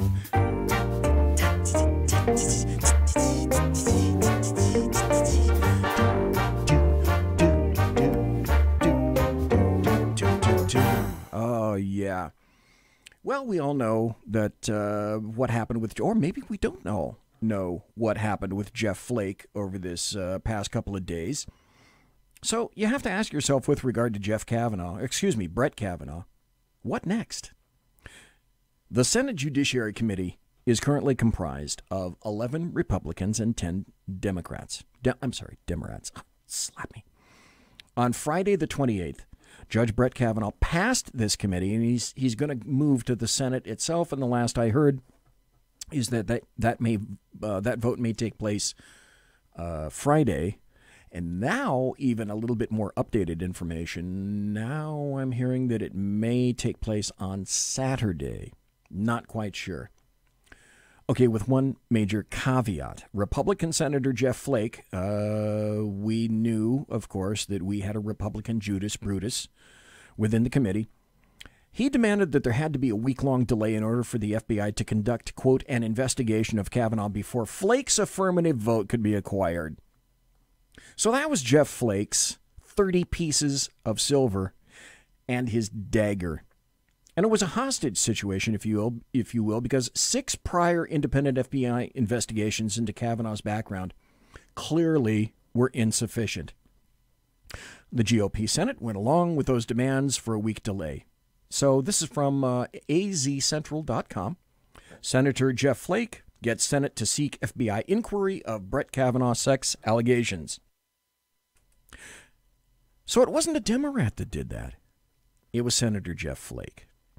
Flake agreed to send Kavanaugh's nomination to the full Senate, but would not support a floor vote for Kavanaugh without allowing the investigation to happen. So with Flake's help, the Senate Judiciary Committee voted along party lines, 11-10, to send Kavanaugh's nomination to the Senate as a whole, with, of course, that caveat that there be an investigation from the FBI. After I heard of that, my immediate response on Facebook was this. Continuing in the fine tradition of John McCain by shitting on the GOP bed, Senator Jeff Flake, a lame duck who realizes he cannot possibly be held responsible for any of his actions, has decided to hold up a Senate floor vote on Kavanaugh. Why do you suppose? Very easy, because he despises President Trump, facts and evidence. So then there was this. This is from the Washington Times. Trump orders FBI to probe Supreme Court nominee. GOP pushed Kavanaugh through a committee, but agrees to week-long pause. President Trump ordered the FBI on Friday, this past Friday, to reopen the background check into Supreme Court nominee Brett Kavanaugh, giving investigators time to make sense of sexual assault allegations that have been lodged. Mr. Trump insisted the new review be limited in scope and completed in less than a week. So Senate Democrats got their way with the able assistance of Republican Senator Jeff Flake, but not before admitted juvenile female breast groper who wrote about the situation in college, Cory Booker, decided to act again like a child and exit the Senate Judiciary Committee room in a puerile little tantrum, along with, imagine this, Senators Richard Blumenthal, got a story about him, Kamala Harris, got a story about her, Mazie Hirono, just batshit crazy, and Sheldon Whitehouse, who basically nobody has ever heard of at all. The motion is defeated. Now I move, as I said I was going to do, that we set the vote to report out Judge Kavanaugh's nomination at 1:30 p.m. today. Mr. Chairman, point of order. Mr. Chairman. Aye. Mr. Chairman, point of order. Wait. That's violating the rules of the committee. Yes. Yeah. Mr. Lee, Mr. Cruz, Mr. Sass. Okay, so this is where basically the Democrats are starting to get up, and they've decided that it's a great idea to not be here. And if I had a producer, right now, what I would have done is you would have heard this from the movie Blazing Saddles. You would have heard, "Give the governor a harumph, harumph, harumph, harumph." We got a, but of course I don't have a producer, and that's not what you heard. So, Jacuzzi. Let's be blunt. Let's be very, very blunt. We know about the molesting Democrat Cory Booker, and also about Democrat Keith Ellison, for that matter. So let me remind you, if I can, about Democrat Richard Blumenthal. And this happens to be from thehill.com. This is, again, lovely. Tom Cotton rears his ugly Republican head again. Cotton to Blumenthal. You don't have the credibility to question Kavanaugh. Senator Tom Cotton ripped into Senator Richard Blumenthal on Thursday for lying about his military service and then questioning Supreme Court nominee Brett Kavanaugh's credibility. The tweet went out, "Senator Blumenthal lied for years about serving in Vietnam." Stop. I got to tell you this right now. By the way, if you didn't realize it, Senator Tom Cotton served his time in the Big Sandy. And he was a U.S. soldier. He served in the U.S. military, came back, and became a senator. So he's just a bit attuned, if you will, to stolen valor situations. And if you don't know exactly what kind of a situation that is, go quick like a bunny to your favorite search engine and type in clackety-tappity-clack, stolen valor, and you'll see what that's about. Senator Blumenthal lied for years about his serving in Vietnam, which is all you need to know about his courage and honesty, Cotton, who is not on the Senate Judiciary Committee, tweeted during the questioning. Maybe he should reconsider before questioning Judge Kavanaugh's credibility. Here's the kicker. Blumenthal said he served in Vietnam when, in fact, he sought at least 5 military deferments and eventually landed a spot in the Marine Reserve where he was essentially guaranteed not to serve in the conflict itself, and that was reported by the New York Times. Yet, in terms of stolen valor, he claimed continuously, until called on it, that he served in Vietnam. So it would appear that, in fact, Senator Blumenthal is another stolen valor liar. But of course, you didn't hear about that. Nor would you ever. The LDAM conspire to keep it quiet. He serves their purposes, so he's got to be covered, and he's got to be supported. Then there's Kamala Harris. Did you hear the full story about Kamala Harris? Well, I think perhaps you need to. Kamala Harris had an affair with the then-married black Democrat California power broker Willie Brown. Having lived in California just about all my life, except for a series of maybe 5, 6, 7 years, Willie Brown was a major power broker Democrat in California. So Kamala Harris had an affair with Willie Brown, who's 30 years older than she is, and he was married. And here's why. So she could herself be inserted into the California... I'm sorry for that word, inserted. See what I did there? So that she could herself be inserted into the California political power structure. Well, we all know about Mazie Hirono. She's simply a buffoon who has no concept of America, and she doesn't want to. You know, Hawaii, I'll tell you what, you deserve everything you don't get from her. Like, competence and knowledge, maybe like that. Senator Mazie Hirono, who has been, really, her takes on this have been candidly abysmal. By the way, this is Dan Bongino. Telling men to shut up, to not have, shut up. I mean, this is a United States senator telling men who have wives, who have daughters, to shut up and you should all sit down and do the right thing. The right thing is finding out the truth here. And if he's guilty, fine. Okay.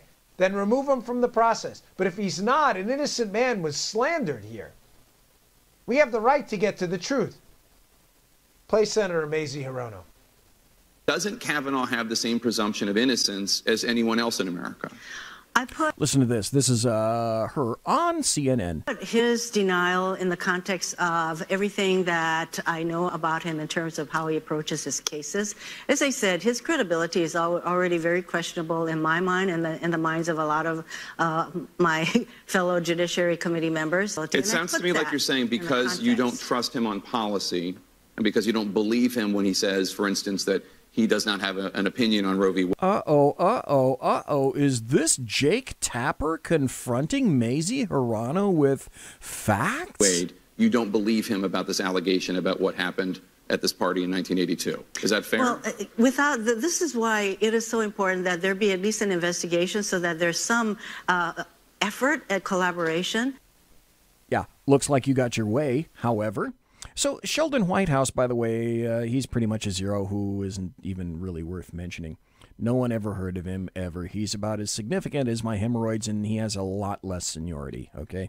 What about that Jeff Flakey guy? He was kind of sort of in, maybe, for giving a perhaps, maybe, sort of, kind of thumbs up to Kavanaugh, kind of, sort of. If I can respond, there is no amendment. I'm simply stating, and the discussion that we had between us all is that I would hope, and I think we had some agreement before, that the Democrats who have been, I think, justifiably uncomfortable moving ahead could publicly. Hello, Jeff. Hello, Jeff. Useful tool, Jeff. Are you? Hello, Jeff. Good for saying that.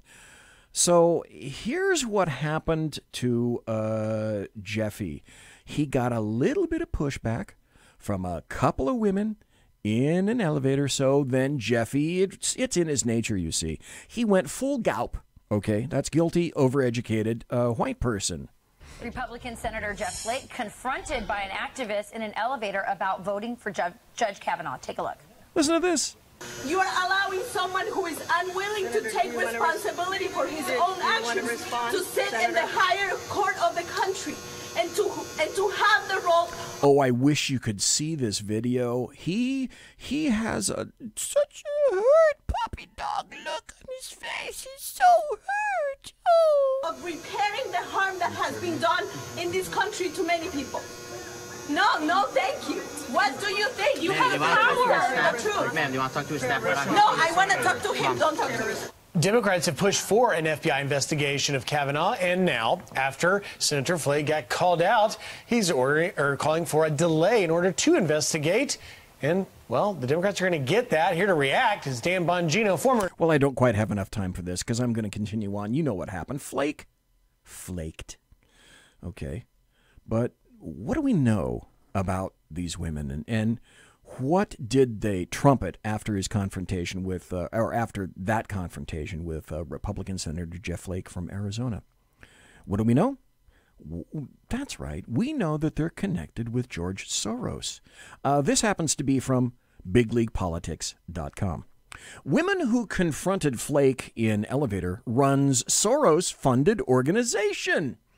Now, if I had a producer, which unfortunately I don't have, you would have heard, runs a George Soros-linked organization. You're a loony. Or maybe you would even have heard this. But back to the show. Anna Maria Archia, one of the women who confronted Jeff Flake on the elevator at the Capitol after he'd said he was voting for Brett Kavanaugh, is the co-executive director for the Center for Popular Democracy and the Center for Popular Democracy Action Fund. The Center for Popular Democracy is heavily funded by George Soros. The organization also identified Maria Gallagher to the press as the other woman confronting Flake. So thanks, Jeffy, for being duped into leaning far left, my good friend. The Washington Free Beacon previously reported George Soros is one of the largest funders to the CPD. Soros provided the CPD with $130,000 from the foundation to promote Open Society in 2014 and $1,164,500 in 2015. Soros provided an additional $705,000 from the Open Society Policy Center in 2016. Well, with regard to Jeff Flake, how do people operating on common sense and with actual convictions respond? What would they normally say to that? When confronted in an elevator by people of this nature, what they customarily thinking people would say, You know what? My vote gets revealed when I'm back in the committee hearing room. Up to that point, nobody is going to be privy to my vote. Not you, not my fellow senators. I'm not going to give fodder to any side, pro or con, until I'm called upon. I work for my Arizona constituents, nobody else. But instead, it was proven that Jeff Flake would fold by a full frontal assault by a fresh slice of Velveeta cheese product. So former NYPD officer and Secret Service agent Dan Bongino responded to that on, I think it was Fox and Friends, if I'm not mistaken. Hello? Thank you. I am looking for a fair process, a process where I can defend my... Oh, this is this audio cut. Okay, we got 8 more minutes left. 9 more minutes left until the end of the show. This is an interesting audio cut, and I wanted to include it. I'm not going to go with Dan Bongino right now because I don't have that much time. I'm going to play you a few minutes of this from a body language expert who is listening and commenting on the Brett Kavanaugh interview with Fox News. And clear my name. I like the woman. Okay, that's the person that is reading body language, and she's talking about Brett Kavanaugh's wife. Shaking her head, yes. She is with her husband. As for him... Integrity and clear my name. And all got a tight lip on clear my name, or stress there, which is understandable, especially seeing these allegations, because it's not completely tight. It's not all over the face. It's just in the lips, literally. It's an irritation. Asking for is fairness and that I be heard in this process. Ashley, what has this been like for you the past couple of weeks? I know you've had death threats and all kinds of things coming your way. How does that feel? This process is incredibly difficult. Harder than we imagined, and we imagined it might be hard. But at the end of the day, our faith is strong, and we know that we're on the right path, and we're just going to stick to it. So let's get into some of these allegations, because you've By the way, this is Martha McCallum who was interviewing. Responded to them in statements, but you haven't had a chance to respond to them in a fuller way. And Christine Ford is expected to testify on Thursday that you, at a party in high school, pinned her to a bed, held your hand over her mouth. She said she was afraid that she could inadvertently be killed. The wife is upset about it. You saw that breath come in. She doesn't like stress. Carvana? Yeah, I'm going to butcher the hell out of his name. You're just going to deal with it now. Kavana. He's stone-faced, irritated, which if you're falsely being accused of something, this is a normal response. Thank you very much. So here's what happened to Jeff Flake. He became once more nothing but a useful tool utilized by the Democrats. They couldn't care less about him any more than a person cares for a pair of pliers or a ball-peen hammer. When Democrats praised Flake for his bipartisanship, that's code for him being said useful tool. Anytime you hear a member, by the way, of the LDAM, the leftists, Democrats, or the American media maggots utilize one or more of these words like bipartisanship or compromise or agreement with regard to any Republican, what that means is that they got their way and the GOP got hosed. The other thing you have to realize is that the favor, almost never gets returned. Imagine that, ever. Who on the Democrat side is the equivalent squish to Jeff Flake? Lisa Murkowski, Susan Collins, or Bob Corker? Think about that for a second. Who is the equivalent Democrat squish to Jeff Flake, Murkowski, Collins, or Corker? Because we know one thing, there are no more Zell Millers. There are no more Joe Liebermans, and JFK himself would be summarily drop-kicked through the goalpost of life from the current Democrat Party. So as President Trump indicated, the Democrats were collectively, they were larfing their arses off behind closed doors when Jeff Flake flaked.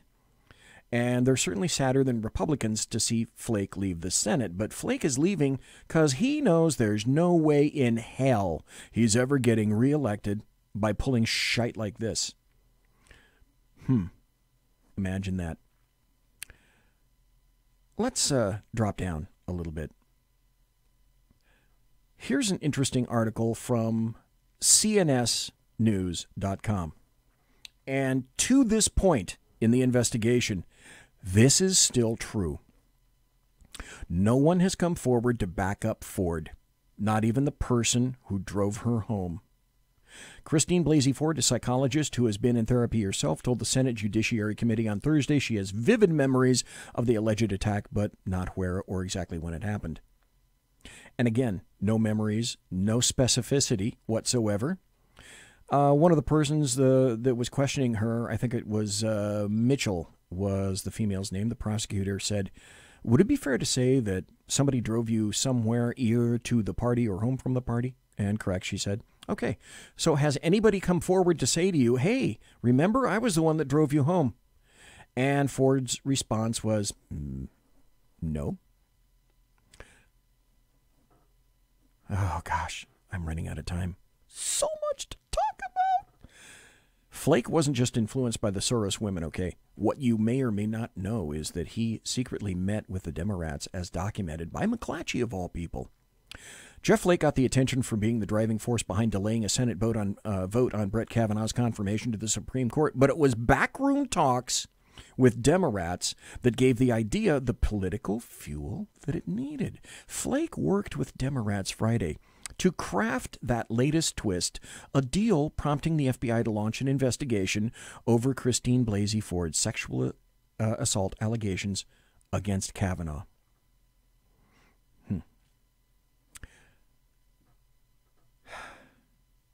Well, the newest we know is that I believe,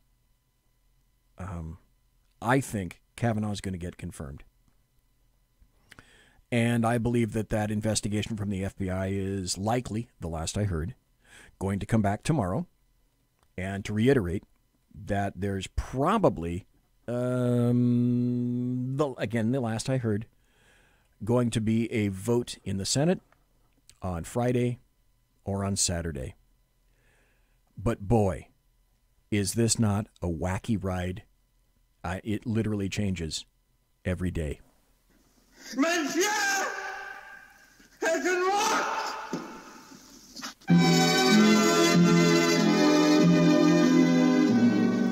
We'll meet again. Ladies and gentlemen, boys and girls, children of all ages,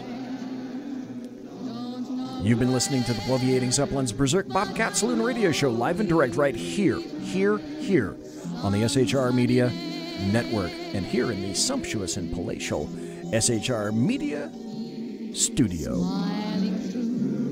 I got to say thank you very, very kindly to Brandon Straka, the creator of the Walk Away movement, and that Walk Away movement march in D.C. is going to occur October 26th, 27th, and 28th. If you can, be there. So thanks to Brandon Straka. I expected maybe 5 minutes from him. Holy crap.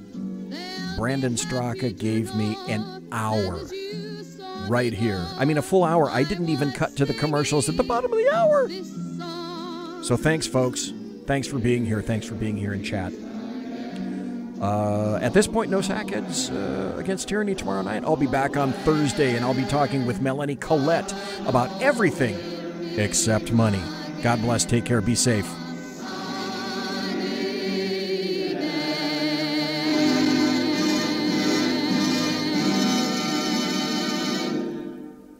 Everybody quiet down now and get some sleep. Good night, everybody. Good night, Mama. Good night, Ben. Good night, everyone. Good night, Mama. Good night, Daddy. Good night, children. Good night, Daddy. Good night, Elizabeth. Good night, John Boy. Good night, Jim Bob. Good night, Jim Bob. Good night, Jim Bob. What's going on? I was asleep. What's everybody doing? Good night. Good night, Jim Bob.